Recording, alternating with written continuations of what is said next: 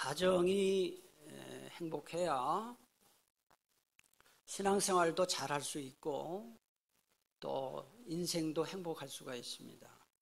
가정이 병들면 마음이 편치가 않아요.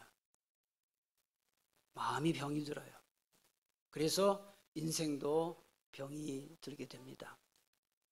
그런 점에서 볼 때 이 현실을 보면 정말 안타깝기 짝이 없습니다. 왜냐하면 건강한 가정, 행복한 가정보다 병든 가정, 불행한 가정이 훨씬 많기 때문에 그렇습니다. 옛날에는 고아원이나 아동복지시설에 수용된 아이들 대부분이 부모 없는 아이였습니다만은 지금 완전히 달라졌어요. 부모 없는 아이들보다 부모 있는 아이들이 훨씬 많다 그래요. 아니, 부모 있는 아이들이 왜 고아원에 와 있고 아동복지시설에 와 있을까요? 여러분 다 아시잖아요. 21세기의 가장 심각한 문제는 핵전쟁이나 전염병이나 기근 또 경제 문제가 아니라 가정 붕괴입니다. 로마 제국 그 쇠망사라는 엄청난 6권짜리 책을 쓴 영국의 역사학자 에드워드 기븐이라는 분이 책에서 이런 말을 했습니다. 로마 제국이 무너진 것은 가정의 굴뚝에서 연기가 사라졌기 때문이다 그랬어요. 여러분, 로마 제국 1000년이 넘게 계속된 대제국이 우리가 생각할 때는 군사력이 약해지거나 또는 폭동 내분 때문에 망한 것 같지만 그게 아니고 가장 큰 원인은 가정이 무너졌다. 방탕하고 음란한 생활로 가정이 무너졌다는 사실을 우리가 알아야 돼요. 이게 가정이 얼마나 중요하냐. 오늘 우리 교회의 53년 역사상 처음으로 온가족 예배를 드립니다. 일부 예배 때도 은혜롭게 잘 드렸어요. 그래서 제가 오늘은 우리 유치부로부터 어르신들까지 다 모인 예배이기 때문에 행복한 가정이 어떤 특징이 있느냐, 행복한 가정의 5가지 특징에 대해서 말씀을 드리겠습니다. 우리 어린이들, 유치부 어린이들 말씀 잘 들으시고 청년들 말씀 잘 들으시고요. 제가 말씀 끝난 다음에 이따가 질문할 거예요. 제가 설교한 내용을 질문할 테니까 메모를 잘 하세요. 아영이가 좀 아까 부끄러워서 봉독을 못했는데 이따가 설교 요약을 내가 한번 물어볼 거예요. 아영이 그때 만회할 시간을 줄 테니까 그때 한번 대답을 하세요. 이러면 또 설교도 못 듣나 모르겠네. 자, 행복한 가정은 첫째로 따라합시다. 화목한 가정. 화목한 가정이 행복하죠. 그건 말할 것도 없겠습니다만은 세계 평화가 중요하죠. 그러나 세계 평화보다 훨씬 더 중요한 것이 가정 평화입니다. 어떻게 생각하면 가정만 다 평화하면 세계 평화는 저절로 이루어지는 거예요. 잠언 17장 1절은 말씀합니다. 마른 빵 한 조각을 먹으며 화목하게 지내는 것이 진수성찬을 가득히 차린 집에서 다투며 사는 것보다 낫다 그랬어요. 여러분, 가난해요. 수입이 적어요. 아주 먹고 살기 힘들어요. 그런데 온 가족이 화목하게 지내는 그런 가정이 행복한 거예요. 돈은 많은데 가족들이 지지고볶고 싸워요. 맨날 돈 문제 때문에 싸우고. 그게 행복한가요? 화목했었는데 돈이 많아지면서 불화하게 됐다. 그거는 돈이 복이 아니라 저주죠. 돈이 아무리 많으면 뭐합니까? 돈 때문에 싸우는데. 여러분들이 잘 아시는, 제가 이름을 다 댈 필요도 없이 우리나라 손가락 안에 꼽는 재벌들, 이 가족들을 가만히 보세요. 평탄한 가정이 별로 없어요. 심지어는 부부간에 이혼 소송 또 재산 법정 싸움을 하고 형제들 간에 왕자의 난 이런 거 많잖아요. 돈이 많으면 뭐예요? 가정이 화목하지 못한데. 그래서 가정 화목이 참 중요합니다. 가정 화목. 사랑하는 우리 교회 교우 여러분들 가정 다 화목한 가정 되시기를 축복합니다. 공부 때문에 자녀들과 불화하는 부모님들이 생각보다 많아요. 공부해라 그것 때문에. 물론 자식들 잘 되라고 공부하라고 하지요. 그렇지만은 그런 상태가 계속되다 보면 자식들이 공부 잘하는 게 아니라 부모하고 왼수가 돼요. 왼수가. 그 공부라는 말 때문에. 아이들을 자꾸 부모님이 다그치는 것보다 더 중요한 것은, 급한 것은 뭐냐? 자녀와 친밀하게 지내도록 노력을 해야 됩니다. 그러면 부모가 자녀와 친밀해지는 방법이 뭐가 많이 있겠죠. 그러나 가장 손쉬운 방법이 뭐냐 하면 자녀들과 부모들이 스킨십을 갖는 거예요. 병원에 이 미숙아들이 있잖아요. 7개월에 태어나고 8개월에 태어나고 그 인큐베이터에 들어갑니다. 근데 미숙아를 돌보는 병상에서 임상실험을 했습니다. 그랬더니 놀라운 결과가 나왔습니다. 간호사들이 그 미숙아들을 안아주고 또 이게 스킨십이죠. 쓰다듬어주고 그런 아이가 인큐베이터 의료기계에 의존한 아이들보다 더 건강하게 자랐다는 결과가 나왔어요. 그래서 미국의 한 소아과 병동에는 다음과 같은 글을 벽에다가 걸어놓았다 그럽니다. 뭐라고 써놨냐? 오늘 아이를 안아주셨습니까? 여러분 부모님들 자녀가 컸어도 그래요. 아이가 어린애들은 말할 것도 없고 자녀가 컸어도 자녀들과 부모가 이 손을 좀 잡아야 됩니다. 자주 잡을수록 좋습니다. 그리고 자녀들의 머리를 쓰다듬어 주거나 얼굴을 쓰다듬어 주거나 할 수만 있다면 가볍게 허그하는 거죠. 포옹하고. 그게 얼마나 이 부모와 자식을 이렇게 친밀하게 만드는지 몰라요. 제가 몇 번 얘기해서 말하기도 참 죄송스럽습니다만은 저희 딸이 지금 28입니다. 지금도 저는 저희 딸을 안아줍니다. 어떻게 거짓말하겠어요? 옆에 있는데. 아들도 가끔은 이렇게 스킨십을 해요. 어린아이들이 학교 가기 전이나 학교 갔다 온 후에 부모님들이 말로 잘 갔다 와, 학교 잘 갔다 와, 공부 잘해 그렇게 하는 것보다는 품에 안아주고 따뜻하게 보내고 갔다 온 다음에 또 품에 안아주고 수고했어, 공부 잘 했지, 친구들과 잘 놀았지. 그럴 때 이 아이가 부모의 따뜻한 사랑을 받아요. 그리고 아이들을 축복기도 할 때 부모님이 아이들을 축복기도 해주셔야 됩니다. 저희는 아이들이 아기 때부터 초등학교 될 때까지 축복기도를 매일 밤마다 해줬습니다. 축복기도 할 때 안수도 해주는 것도 좋지만 품에 안고 축복기도를 해줄 때 그 아이가 부모의 그 따뜻한 체온을 통해서 하나님의 사랑을 느낄 수가 있는 것입니다. 우리 유치부 어린이들 손 한번 들어보세요.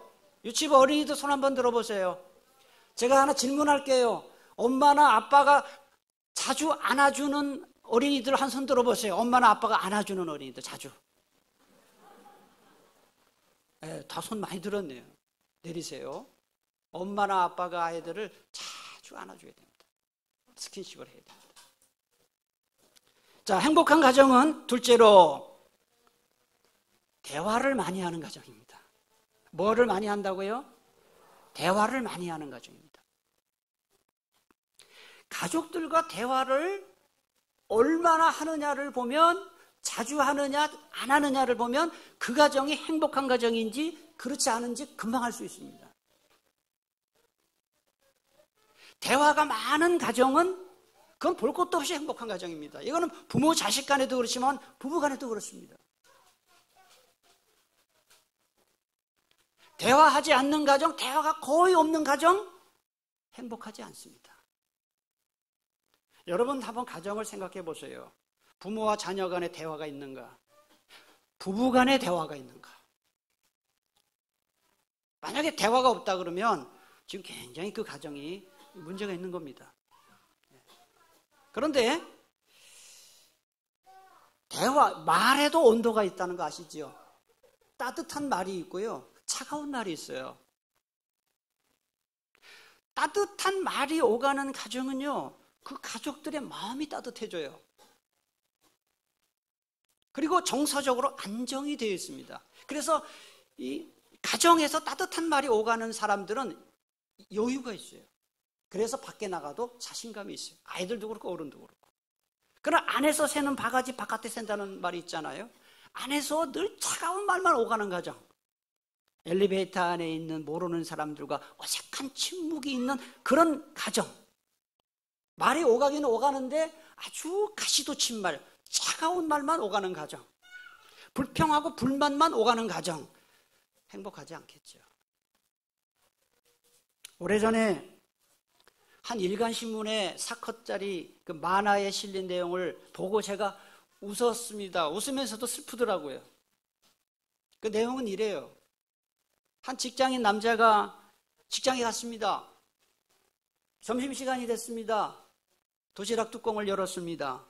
도시락 뚜껑을 여니까 그 밥 위에 완두콩으로 1800이라는 글자가 새겨져 있었습니다.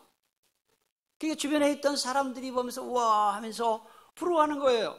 야, 당신은 결혼 생활한 날짜를 부인이 세면서 1800이라는 글자까지 새겨놓은 그런 부인과 사는 당신은 정말 좋겠다고.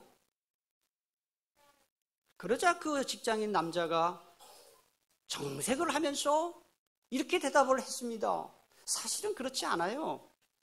그게 아니고 내가 신혼 살림 시작할 때 집을 살 때 은행에서 대출을 받았는데 빚이 아직 1800만 원이 남아 있습니다. 그러니까 부인이 도시락 싸주면서 빚이 1800만 원 남았으니까 잘 기억하고 함부로 돈 쓰지 마라는 경고라는 거예요. 여러분, 대화도 이런 대화는 굉장히 해로운 대화예요. 밥 먹을 때까지도 빚이 1800만 원 기억하고 정신 차려! 그게 어디 해야 될 일입니까?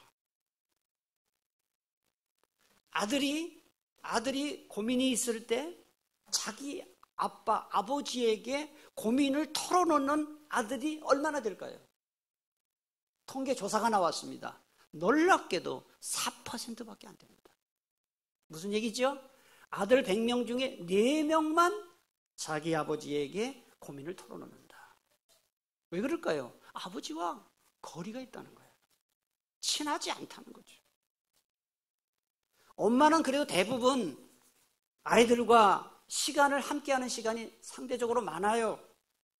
엄마가 주로 애들 밥도 차려주고 학교 챙겨주고 또 시간을 많이 하다 보니까 엄마와 아이들은 미운정 고정 다 들었습니다. 그런데 아빠들은 대부분이 일단 엄마보다 말수도 적고 그 다음에 바깥으로 직장일로 사업일로 바쁘다 보니까 애들하고 가까이 있는 시간이 없어요. 그런데 많은 아빠들이 착각합니다. 내가 이렇게 열심히 아이들을 위해 돈을 벌고 하면 아이들이 고마워할 거다. 그리고 저절로 친해질 거다. 정말 착각입니다. 아빠가 시간을 내서 아이들과 대화하고 아이들과 시간을 갖지 않으면 여러분 꼭 기억하세요. 남자들 남남이 될 수 있습니다. 남남처럼 될 수 있습니다. 자녀와 친해지는 가장 좋은 방법은 다른 거 없어요. 대화를 많이 해야 됩니다. 자녀와. 엄마도 마찬가지고 시간을 내서 대화해야 됩니다. 대화가 부족하면요, 무슨 가장 먼저 벌어지는 일이 뭐냐? 오해가 많이 생깁니다. 대화가 없으니까. 오해합니다. 특별히 아빠들 많이 계시는데 아빠들 바쁘다고 뭐 하도 대화할 시간이 정말 없습니까? 그럼 제 경험입니다. 편지를 쓰십시오. 손편지를 쓰세요. 저는 제가 조금 정서적으로 그렇게 글 쓰는 걸 좋아해요. 그래서 가족들에게 손편지를 자주 쓰는 편이에요. 지금은 옛날보다 덜 쓰지만 그래도 뭐 생일이라든지 뭐 결혼기념일이라든지 또 아이들이 또 너무 이렇게 지쳐 있거나 이럴 때 손편지를 써줘요. 그런데 이게 말로 하면 쑥스러운데 글로 쓰면 훨씬 좋거든요. 생각보다 좋은 그 효과가 있습니다. 여러분, 많은 부모님들이 우리 부모 세대는 말할 것도 없고요. 저도 지금 부모 세대잖아요. 우리 세대도 자녀들에게 집안에 어려운 일, 직장에서 어려운 일, 사업이 어려운 일 그런 얘기 안 합니다. 그게 불문율입니다. 애들에게 얘기해봐야 도움도 되지도 않고 애들까지 뭐 그렇게 마음고생할 거 있냐 해서 부모들이 다 그냥 사귀고 맙니다. 저는 그거 반대합니다. 특히 아빠, 엄마일 수도 있고요. 경제적으로 굉장히 지금 가정이 어렵습니다. 그럼 아이들에게 지금 경제적으로 우리가 좀 어렵다라는 얘기를 해야 합니다. 또 직장에서 사업하면서 굉장히 지금 여러 가지 어려운 일이 있을 때 그걸 이야기해야 합니다. 이야기해야 합니다, 아이들한테. 그거 왜 해야 할까요? 부모도 사람이에요. 너무 힘든 일이 많고 스트레스 받고 하다 보면은 그 짜증을 애들한테 부립니다. 그럼 애들은 오해합니다. 왜 엄마 아빠는 왜 나한테 화를 낼까? 이유 없이 왜 화를 낼까? 여러분 바깥에서 스트레스 받고 그걸 애들한테 푼단 말이죠, 부모님이. 그게 아이들에게 얼마나 큰 상처가 되는지 아세요? 부모가 1 정도, 2 정도 화를 내야 할 걸 막 10으로 화를 내고 손찌검을 하고 그럼 아이들은 상처받는 거죠. 엄마나 아빠가 몸이 많이 아픕니다. 마음이 아픕니다. 또 스트레스가 있습니다. 그럴 때 그거를 아이들에게 공유를 해야 됩니다. 그래서 어떤 아빠는요, 자기 아이들을 자기 직장에 데리고 갔대요, 바로. 그래서 아빠가 지금 얼마나 힘들게 사는지를 보여줬대요. 그러고 나서 애들이 달라졌어요. 우리 아빠가 저렇게 바깥에서 힘들게 일하시니까 집에 오면 잠만 자고 말도 안 하고 그러는구나. 애들이 아는 거예요. 그리고 우리를 위해서 이렇게 부모님들이 고생을 하시는구나 생각하고 공부를 열심히 하고. 그러니까 대화라는 게 얼마나 중요한지 몰라요. 부모님들이 너무 아이들을 그냥 과보해가지고 아이들에게 집안에 어려운 일 얘기하면 안 돼. 그거는 옳지 않습니다.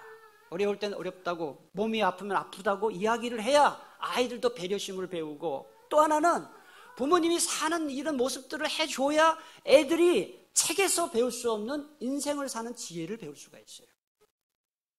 그래서 저도 가끔은 저희 자녀들에게 제가 지금 이런 어려운 일이 있다. 또 내가 몸이 지금 어느 정도 뭐가 불편하다. 이런 이야기를 합니다. 그 애들이 배려를 해줘요. 말 한마디라도 위로를 해준다 이 말이죠. 그게 부모 자식 간에 소통이 되는 것이죠. 사랑하는 교우 여러분들, 대화가 풍성한 가정, 따뜻한 가정 되시기를 축복합니다. 네. 자, 부모 자식 간에 대화가 안 되는 집 모르긴 해도 있을 겁니다. 어쩌면 많을 겁니다. 제가 여러분에게 여쭙겠습니다. 부모 자식 간의 대화가 안 되는 책임이 부모에게 더 많을까요? 자식에게 더 많을까요? 부모에게 많아요.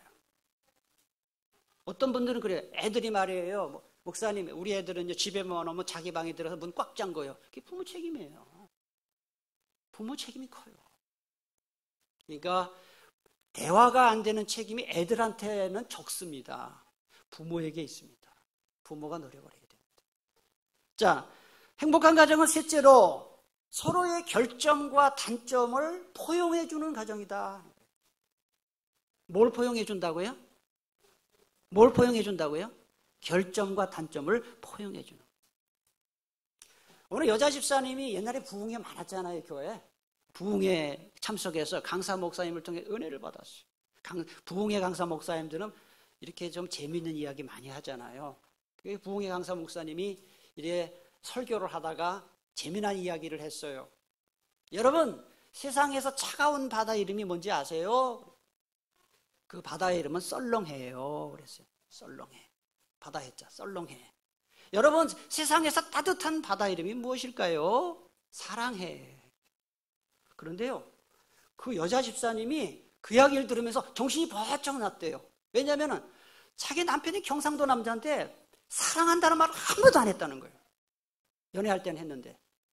결혼하고 사랑해, 여보 사랑 이 말을 한 번도 안 했대. 그래서 그 말을 듣는 게 소원인 거예요. 그러니까 이 여자 집사님이 때는 이때다. 내가 이 이야기를 해서 남편에게 사랑한다는 말을 한번 들어보자 하고 집에 왔어요. 집에 와서 보니까 남편이 앉아있어요. 그러면서 이 여자 집사님이 평소에 자기도 별로 이렇게 애교가 없는 여자인데도 남편한테 한번 사랑해란 말 들어보려고 그냥 코맹맹이 소리를 하면서 질문을 했대요. 여보 내가 재밌는 얘기 하나 해줄게. 세상에서 차가운 바다 이름이 썰렁해요. 썰렁해. 그런데 뜨거운 바다 이름이 뭘까요? 이렇게 하는. 그러니까 이 남자가 뭐 갑자기 뜬금없는 소리를 하니까 아무 말도 대답을 안 했어요. 그래서 내가 힌트 하나 주겠다고. 그러면서 당신이 평소 나에게 마음은 있었지만 표현하지 못한 그 말인데 뜨거운 바다 이름이 뭐야? 그러니까 사랑해라는 말을 듣고 싶어서 그렇게 자꾸 이야기를 했어요. 그랬더니 이 남편이 한참 생각하더니 알았어, 있어. 뭐예요? 그러니까 열바다. 열바다. 여러분, 남편과 아내, 부모와 자녀 간에 결점, 단점만 보면요, 정말 열받을 일밖에 없어요. 여러분, 결혼해서 10년, 20년 사는데도 자기 남편이 너무 사랑스럽고 자기 부인이 너무 예쁘고 이런 사람 있습니까? 있겠죠. 몇 분은 있겠죠. 그런데 대부분은 다 사랑이, 에로스의 사랑은 다 식어요. 전기가 잘 통하지 않아요. 노력하지 않으면 안 돼요. 그래서 결점, 단점이 있을 때 특별히 부모님이 막 뭐라고 얘기를 하는데 자녀 입장에서 좀 너무한다는 생각이 들 수도 있어요. 부부간에도 그래요. 그럴 때는 왜 저러나 이러면 안 됩니다. 그러지 말고 뭔 이유가 있겠지 하고 저럴 수도 있겠다 하고 생각하고 지나고 보면 그래서 그랬구나, 그럴 날이 와요. 저도 부모님에게 어렸을 때 많은 훈육을 받고 자랐는데 지나고 보면 아, 그때 그래서 그런 말씀을 하셨구나. 부모 나이가 되니까 부모 그때 말을 이해할 수 있겠더라고요. 부부 간에도 그렇습니다. 지나고 보면 아, 그래서 저랬겠구나, 이해되는 일이 있는 거예요. 그러니까 왜 저러지 하는 집은 불행하고요, 그럴 수도 있지 하는 집은 행복한 가정입니다. 우리 교회 여러분, 교우 여러분, 왜 저러지 그러지 말고 그럴 수도 있지, 그렇게 말하는 여러분 다 될 수 있기를 축복합니다. 행복한 가정은 넷째로 가족이 서로 섬기는 가정이다. 어떻게 하는 가정이라고요? 섬기는 가정. 예수님이 이 세상에 오신 목적이 두 가지입니다. 하나는 인류 구원입니다. 또 하나는 섬기러 오셨어요. 그래서 가족이 말이죠, 가족이 서로 섬길 마음을 갖고 있는 가정은 가족에 대해서 어떤 마음이 많냐 하면요, 미안한 마음이 있습니다. 아유, 내가 더 잘해야 되는데 참 못하구나, 미안해해요. 또 감사하는 마음이 있어요. 그런데 섬기려는 마음보다는 섬김을 받고 싶어 하는 마음, 나한테 더 이렇게 좀 왜 안 해주나, 이런 마음을 갖고 살면은 무슨 마음이 드냐? 섭섭한 마음밖에 없어요. 섭섭해요. 남편이 섭섭하고 자식이 섭섭하고. 왜 안 해주냐 이게. 내가 이거 원하는데 왜 안 해주냐 이거죠. 섭섭하고 불평하고.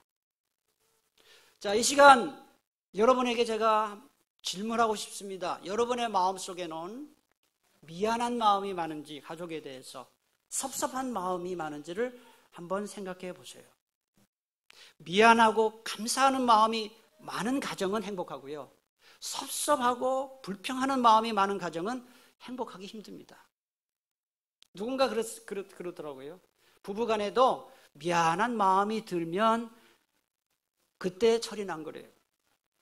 그래서 여자들은 60대쯤 되면 그때부터 남자가 안 돼 보이고, 출근할 때 그 뒷모습이 너무 안 돼 보이고 치근해 보이고 그렇대요. 60대쯤 되면. 철이 좀 빨리 든 여자들이 한 50대 중반부터 그렇대요. 남자들도 이제 저 아내가 나한테 시집 와가지고 고생만 하는구나 하고 부인이 이제 미안하고 치근해 보일 때가 온대요. 남자는 죽을 때가 다 되면 그런 마음이 든다 그러더라고요. 남자가 철이 늦게 드는 거죠. 시어머니는 며느리에게 이런 마음을 가져야 됩니다. 귀한 집 딸이 우리 아들한테 시집 와서 아들과 잘 살아주니 참 고맙구나, 손주까지 낳아주니 참 고맙다, 이런 마음을 가지고 며느리를 대해야 됩니다. 며느리는 며느리대로 시어머니에 대해서 귀한 아들 잘 키워서 내 남편으로 주신 시어머니 참 감사하다, 내가 더 잘 대접을 해야 되는데 못해서 미안하다, 이런 마음만 갖고 있다 그러면 고부 갈등은 없겠죠. 없으리라고 생각합니다. 그래서 이 고부간에도 그렇고 부부간에도 서로가 왜 나 안 챙겨주냐, 왜 나에게 관심이 없냐, 이러면 굉장히 힘들어져요. 내가 남편을, 아내를 어떻게 하면 잘 섬길 수 있을까 해야 그 가정이 행복한 가정이 될 수 있습니다. 마지막 다섯 번째로 행복한 가정은 가족 모두 하나님을 모시고 사는 가정이다. 우리 교회 교우 여러분, 이런 가정 되시기를 축복합니다. 오늘 128편 보시면 1절, 2절, 4절 세 구절 함께 읽겠습니다. 자, 다 같이 1절, 2절, 4절 봉독합니다. 여호와를 경외하며 그의 길을 걷는 자마다 복이 있도다. 내가 내 손이 수고한 대로 먹을 것이다. 내가 복되고 형통하리라. 4절, 여호와를 경외하는 자는 이같이 복을 얻으리로다. 아멘. 여러분, 돈이 있고요, 그 다음에 대화를 많이 하고요, 그 다음에 함께하는 취미생활도 하고 이래도 종교가 다르면 절대로 가정이 하나 될 수 없습니다. 그 여러분 다 경험했을 거예요. 아주 무슨 결정적인 순간에 신앙이 다르면 대화가 안 됩니다. 그래서 가정이 행복하려고 그러면 온 가족이 함께 예수 믿어야 되는 겁니다. 죄송합니다. 가족이 전부 다 예수 믿는 가정, 죄송합니다. 한번 손 들어보십시오. 한 명도 빠짐없이 다 예수 믿는다. 손 들어보셔요.